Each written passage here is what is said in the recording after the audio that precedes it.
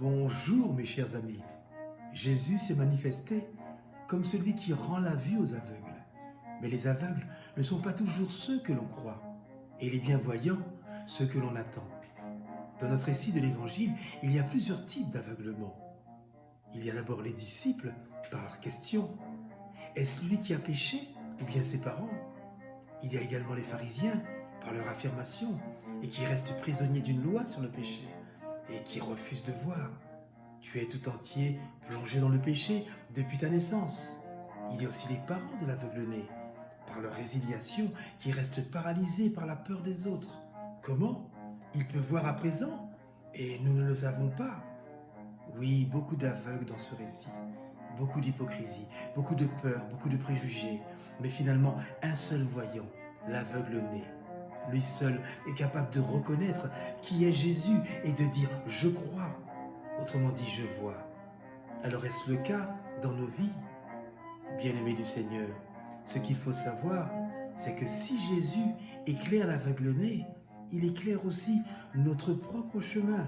Il nous fait découvrir en chacune de nos situations le chemin de liberté intérieure qu'il nous a offert. Et nous pourrons ainsi marcher vers la véritable vie. Le regard que pose Jésus sur le monde n'est pas un regard qui juge et qui condamne personne. C'est un don surabondant d'amour et qui établit avec nous une nouvelle relation d'amour en s'adressant directement au cœur de l'homme dans une gratuité totale. Oui, mes frères et sœurs en Christ, pour cela, Jésus nous invite à reconnaître que nous sommes des aveugles pour être capables de recevoir la vraie lumière, à nous reconnaître pécheurs pour accepter de laisser le regard être transformé. Ainsi, la lumière de la résurrection atteint celui qui est dans les ténèbres et qui accepte de se remettre en question. Et cette remise en question peut concerner ma propre foi, mais quand elle se pose surtout au regard d'amour de Jésus sur le monde. Qui es-tu pour juger ton frère?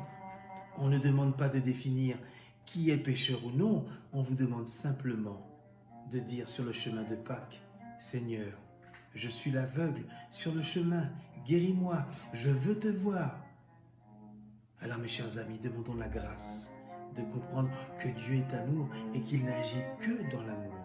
Amen et bon temps de carême. C'était Raphaël et la parole dominicale de la Fraternité La Tasse de Martinique pour les personnes privées de liberté.